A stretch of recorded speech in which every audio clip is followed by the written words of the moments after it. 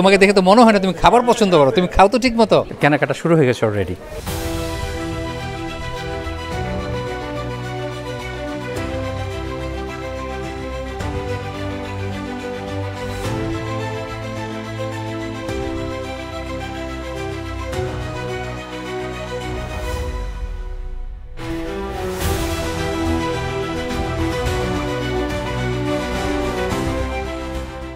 আসসালামু আলাইকুম, আমি মোহাম্মদ আল ফারুক, আমার সাথে আছে মালা।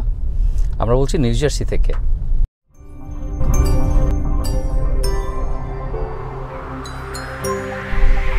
তোমার চুড়িগুলো দেখি, এত সুন্দর দেশি কাচের চুড়ি। শুভ নববর্ষ সবাইকে। আমি জানি আপনারা বলবেন যে নববর্ষ তো আরও 1.5 মাস আগে পার হয়ে গেছে, 2 মাস আগে পার হয়ে গেছে, এখন আবার শুভ নববর্ষ কী? আসলে আমরা আমেরিকাতে তো ঠিক যেদিন নববর্ষ সেদিন এনজয় করার সৌভাগ্য আমাদের সবসময় হয় না। কাজেই আমরা যখন সুযোগ পাই তখন করি। এর আগে একবার ছোটোখাটোভাবে অল্প পরিসরে হয়েছিল, সেটা আপনাদের সাথে শেয়ার করেছি। এখন যেটা হচ্ছে সেটা অনেক বড় করে এবং অনেক মানুষ আসবে, আশা করি আপনারা এনজয় করবেন। বৃষ্টি, গত কয়েকদিন ধরে বৃষ্টি হচ্ছে আর অনেক ঠান্ডা। বছরের এই সময় আমাদের এখানে বেশ গরম পড়ে যায়, কিন্তু এবার ঠান্ডা যাচ্ছে না। আমাদের ঠান্ডা ভালোবেসে ফেলেছে এবং আমাদেরকে ছেড়ে যেতে চাচ্ছে না। খুবই কষ্টে আছি, অনেক বেশি ঠান্ডা, তার মধ্যে আবার বৃষ্টি। কাজে বৃষ্টিতে ঠান্ডা একটু বেশি লাগে গায়ে। আর আজকে আসলে হলো কাঁথার নিচে শুয়ে থাকা, ইলিশ মাছ, পান্তা ভাত, আলু ভর্তা, ডিম ভাজি, এগুলো খাওয়ার দিন। খিচুড়ি, ও আই এম সরি, ভুল হয়ে গেছে। আমার তো পান্তা ভাত খুব পছন্দ, কাজেই আমার মুখে পান্তা ভাত আগে চলে আসে। আসলে হ্যাঁ, খিচুড়ি, গরম গরম খিচুড়ি, ডিম ভাজা, ইলিশ ভাজা, সেটা খাওয়ার দিন আজকে এই বৃষ্টির দিনে। আজকে হচ্ছে খিচুড়ি গরুর মাংসের দিন, ডিম ভুনা। খিচুড়ি গরুর মাংস, ডিম ভুনা, এটা হলো বৃষ্টি ভেজার দিন।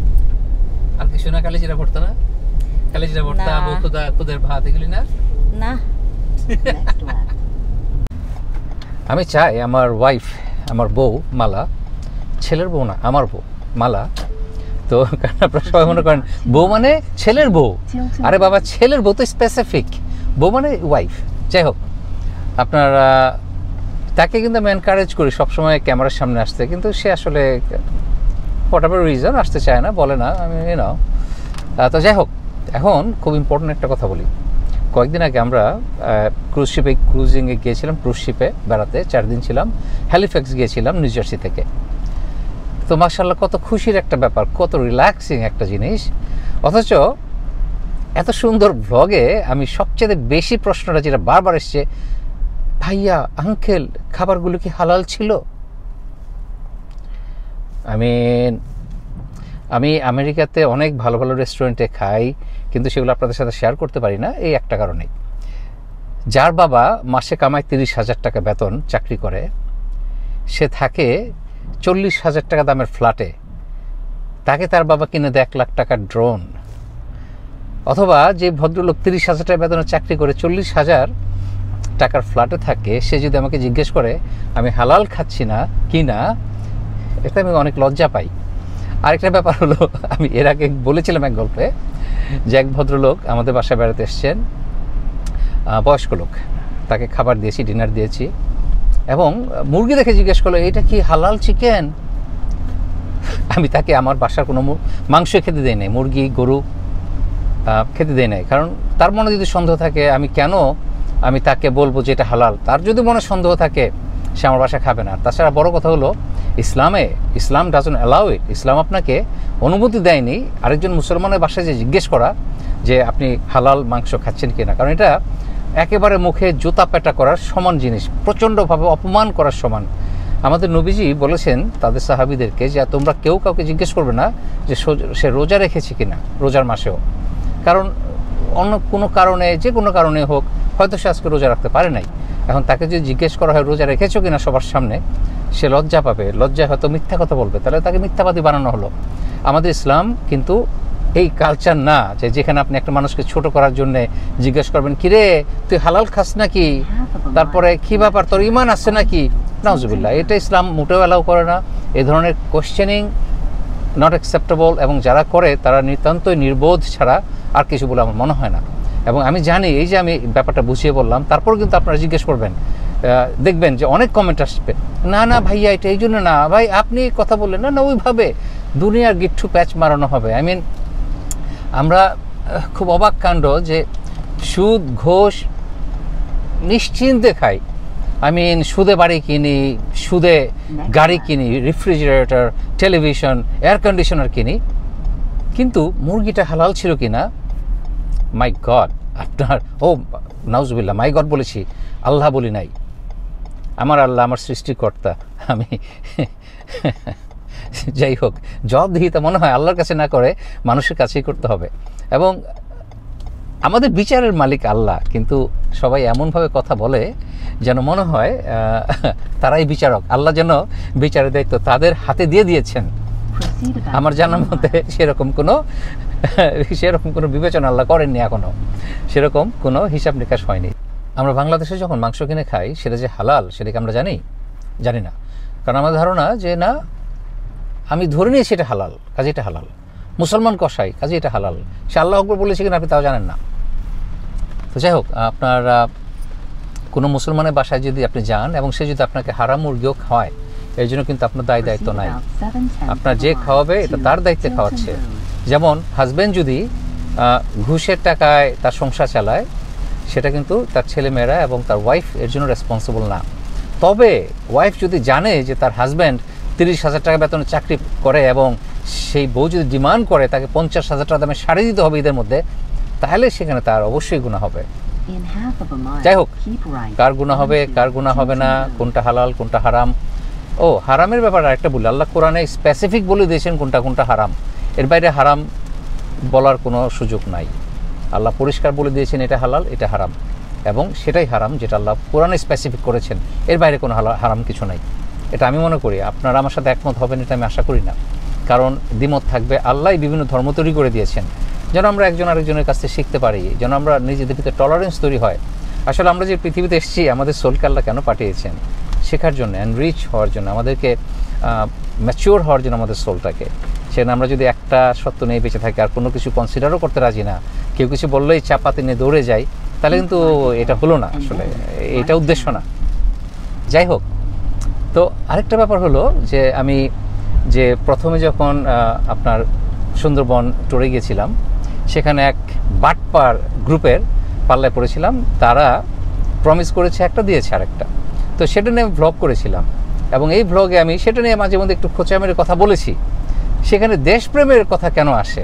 আমাকে বেশ কয়েকজন লিখেছে, হ্যাঁ আপনি বাংলাদেশকে এই কি রাজপ্রাসাদের সাথে ঝুপড়ির তুলনা করতে পারেন না, আপনি লাখ লাখ টাকা দিয়ে এই ক্রুজে গিয়েছেন, বাংলাদেশের কেন কম্পেয়ার করেন, আপনি দেশের অসম্মান করেন, এরকম। মানে মোট কথা হলো, আমার দেশে যদি চোর ডাকাত থাকে আমি সেটা নিয়ে কথা বলতে পারবো না, বললে আমি দেশপ্রেমিক না।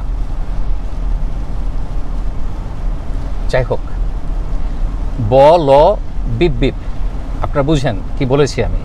সো ওই বল বিপ বিপ, ওরা কি বললো না বললো, কি মনে করলো না করলো, আমি যতই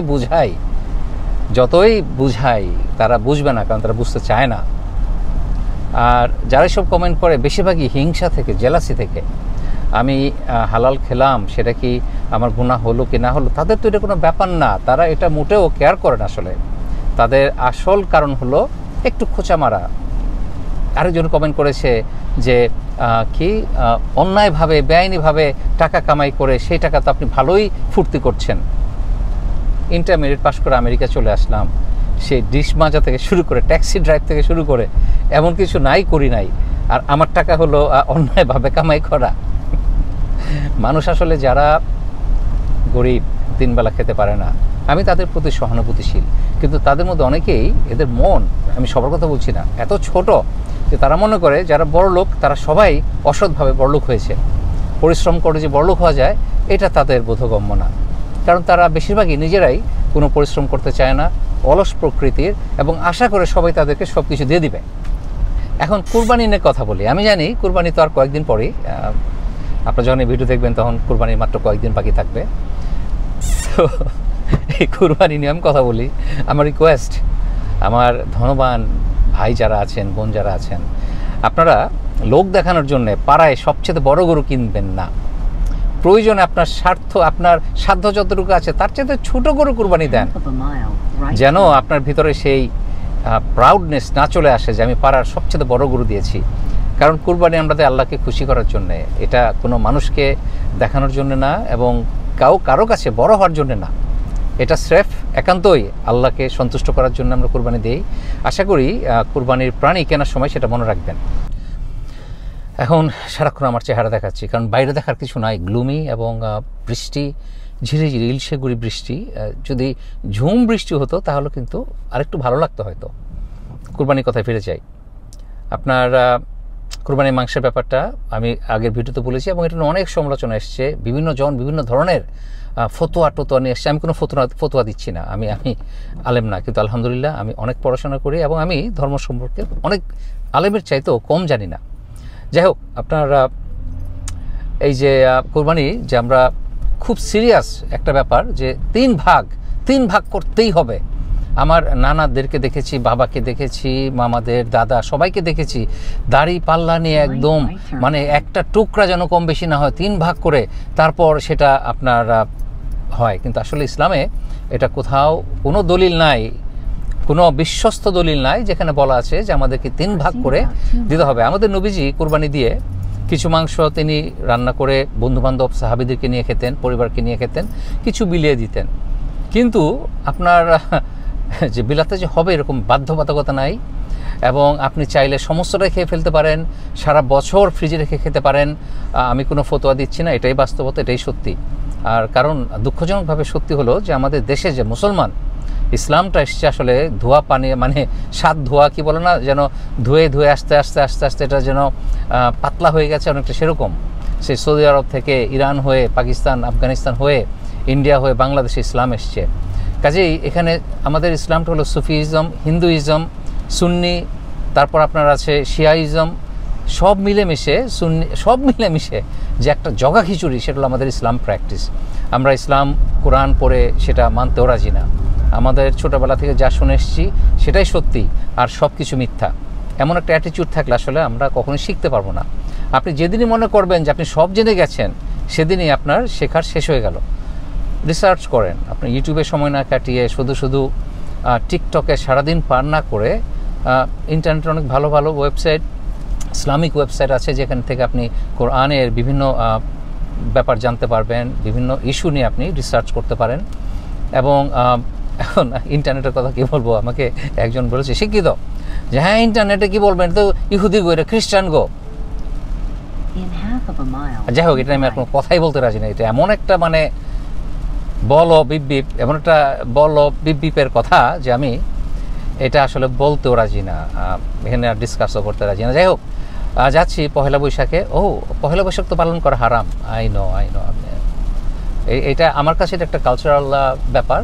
বন্ধুবান্ধব একসাথে হব, ফান করব, গল্প করব, খাওয়া দাওয়া হবে, এটাই। এখানে ধর্মীয় কোনো কিছু আছে বলে আমি মনে করি না। আপনাদের দ্বিমত থাকতে পারে, আমার তাতে কোনো সমস্যা নাই। আর একটা কথা বলতে ভুলে গেছি, ওই হালাল হারাম খাবারের ব্যাপারে। কোনো মুসলমানের বাসায় যে আপনি যখন খাবেন, আপনি তো কখনোই জিজ্ঞেস করবেন না এটা মুরগিটা হালাল ছিল না হারাম ছিল। আপনারা যারা ইন্ডিয়াতে বেড়াতে যান, সেখানে তো আপনারা নিয়মিত ইন্ডিয়ান দোকানগুলোতে বিরিয়ানি খাচ্ছেন, অমুক বিরিয়ানি তমুক বিরিয়ানি, মুরগির সালুন খাচ্ছেন, কিন্তু তখন একবার আপনাদের মনে হয় না এটা হালাল কি হারাম।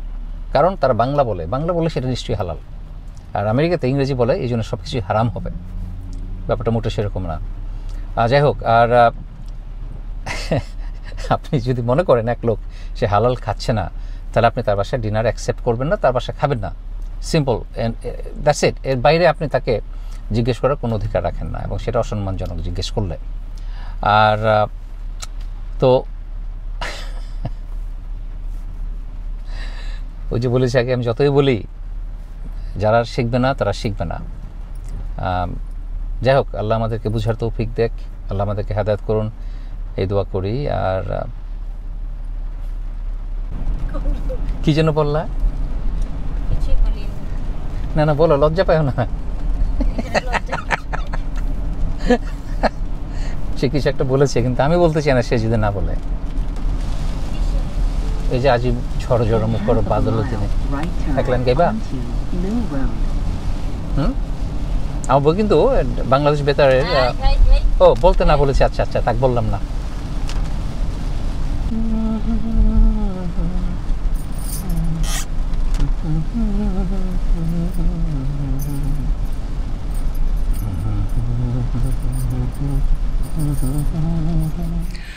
আমাদের অনুষ্ঠানগুলো সাধারণত বিভিন্ন জায়গায় কোনো কমিউনিটি সেন্টার অথবা কোনো চার্চ ভাড়া নিয়ে সেটা করা হয়।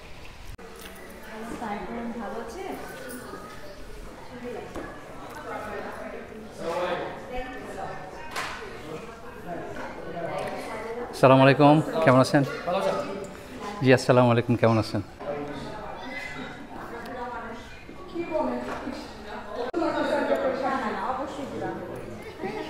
না না, তুমি জীবনে বুড়া হইবা না, বুড়ি হইবা। ও বুড়ি বুড়ি বুড়ি বুড়ি।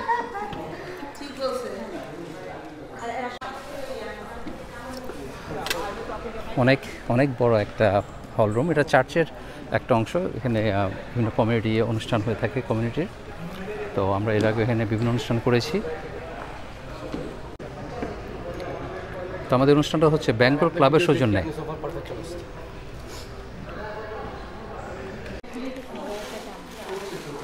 কেনাকাটা শুরু হয়ে গেছে অলরেডি। এখন আমাদের ফুড স্টল এবার মাত্র একটা।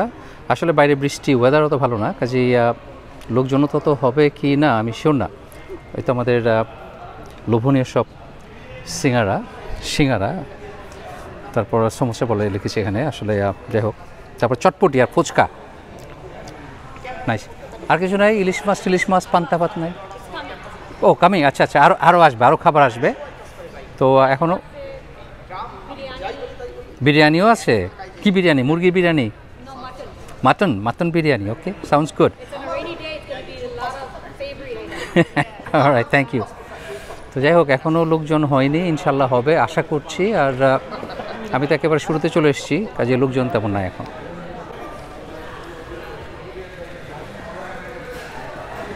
আছে আমরা বিভিন্ন অনুষ্ঠানে আসি, এখানে এসে আমরা এনজয় করি। আর এই যে শপিং, ছোটোখাটো টপিং যাই হয়, দেখতে পাচ্ছেন অনেক লোকজনের ব্যবস্থা আছে এখানে।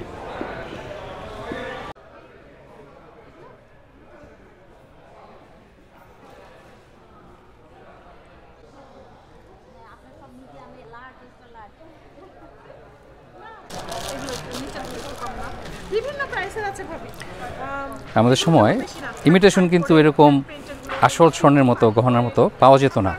ইমিটেশন দেখলেই বোঝা যেত ইমিটেশন, কিন্তু আজকাল এমনভাবে বানায় যেগুলো আসলে বোঝার কোনো ওয়ে নাই। আসল ইমিটেশন আপনি যদি চেক না করেন, দেখে মনে হবে আসল। অবশ্যই তো একটা লাভ হয়েছে, যারা বিয়ে করবে ইয়াং, তাদের টাকা না থাকলেও ইমিটেশন কিনে বিয়ে করতে পারে। সবাই দেখবে ফেসবুকে যাবে কত সুন্দর সুন্দর গহনা।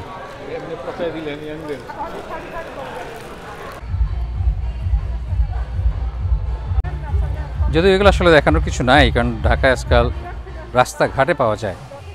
আমি যেটা এবার খুঁজে পেয়েছি যে অভাব নাই, পাড়ার অলিতে গলিতে বিক্রি হয় ইমিটেশন এ ধরনের স্বর্ণের মতো গহনা।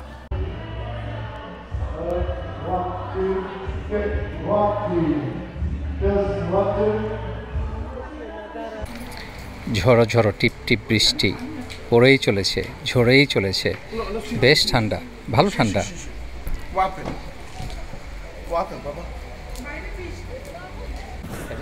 লোক সমাগম নিয়ে একটু সন্দেহ, যাই হোক তারপর আশা করবো এ ধরনের অপশন সবসময় থাকে না, কাজেই তারপর হোপফুলি ভালো একটা ক্রাউড হবে, অনেক লোকজনের দেখা হবে। অনেকের সাথে দেখা হয় না সব সময়, এই ধরনের অনুষ্ঠানগুলোতে তখন দেখা হয়।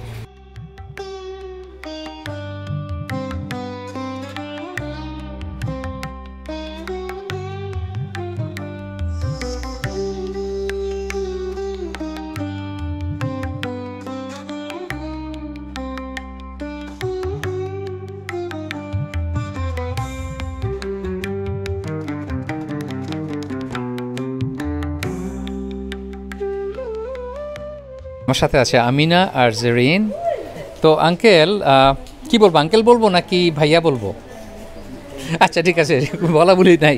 আচ্ছা তোমরা বললা যে আমার ভিডিও ভালো লাগে, কেন ভালো লাগে বলো? Because তোমার যে তুমি খাবার ভিডিও বানাও আর তুমি ট্রাভেল করো, আমি লাইক করি, আর ইটস ভেরি এন্টারটেইনিং। তুমি কোন ক্লাসে পড়ো? 5th grade। 5th গ্রেড, এখন 5th গ্রেডে পড়ো, তোমাকে দেখে তো মনে হয় না তুমি খাবার পছন্দ করো। তুমি খাও তো ঠিক মতো? বেশি না। বেশি না, কিন্তু খাবার দেখতে ভালোবাসো? জি। আমিও খাই না। তোমার কেন ভালো লাগে আমার ভিডিও? তোমার ট্রাভেল ভিডিওগুলো ভালো লাগে। তুমি আমার এই হ্যালিফ্যাক্সের ভিডিও দেখছিলা যে জাহাজে গেছিলাম বেড়াতে? না, ওইটা দেখি নাই, কিন্তু তুমি অনেক সুন্দর হয়েছে। Anyway, I am not surprise. আলহামদুলিল্লাহ আমার অনেক ইয়াং ফলোয়ার আছে যারা অনেক এনজয় করে আমার ভিডিও। Thank you.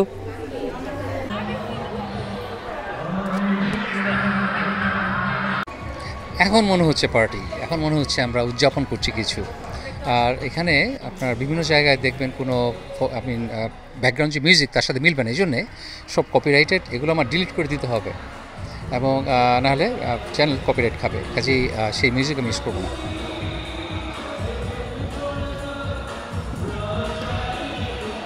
একলা খাইলে হইব? ওকে, থ্যাংক ইউ।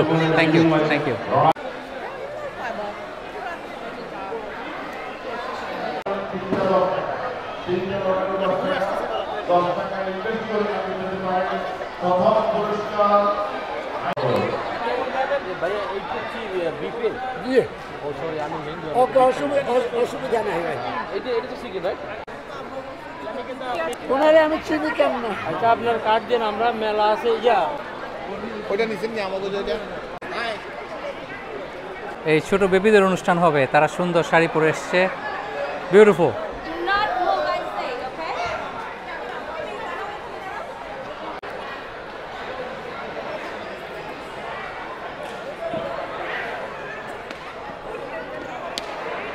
কাবাব, কাবাব,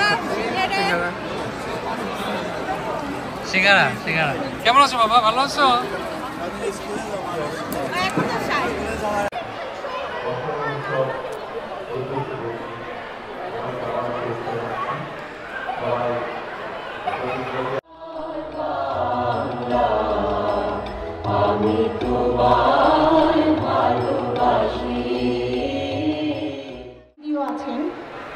আমরা আজকে উদ্বোধন করতে যাচ্ছি। আমি আশা করি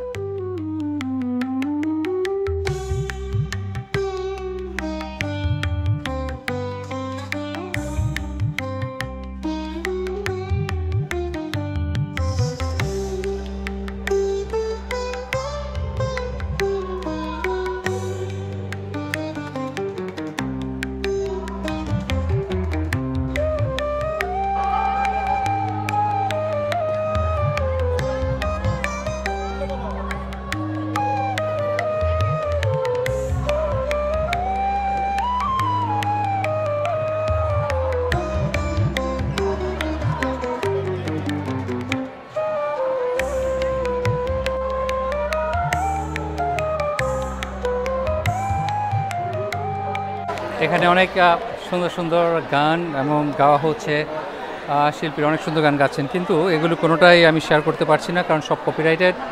আমাদের দেশের কপিরাইট চোরেরা সব চুরি করে তাদের নিজের নামে নিয়ে নিয়েছে, কাজেই এগুলো কিছুই পোস্ট করা যায় না। আমি সরি, আপনাদের সাথে গানগুলো শেয়ার করতে পারছি না।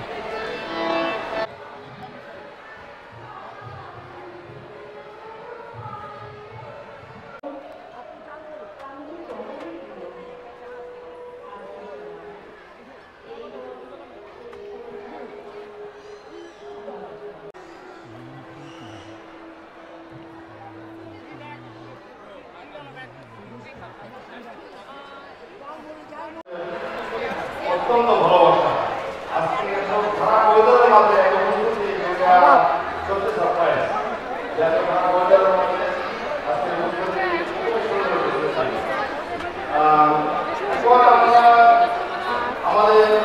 আপনার জন্য অনলি স্পেশাল খাবো মালা পাবো।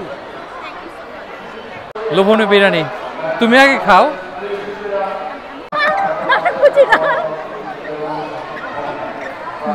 Thank you.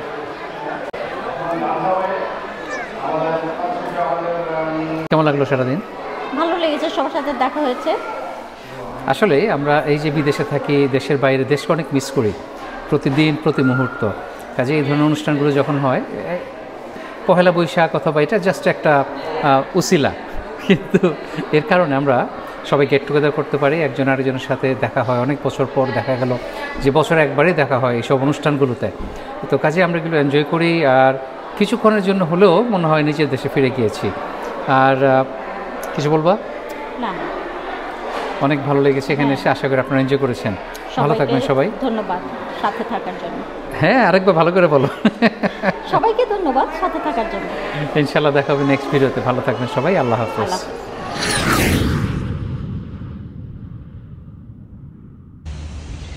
ঝিলমিল রোদ পোয়াচ্ছে, ইস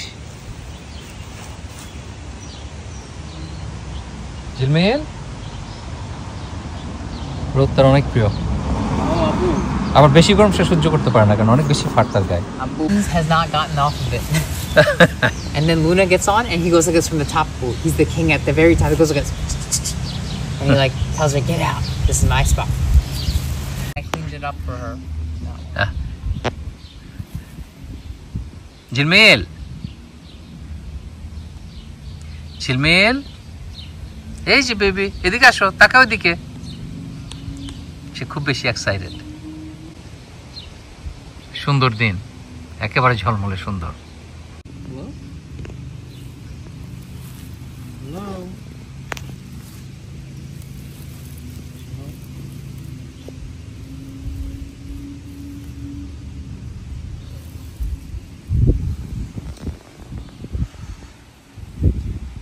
সে যে কত আহ্লাদে করতেছে, মাই গড, কত ঢং ঢাং।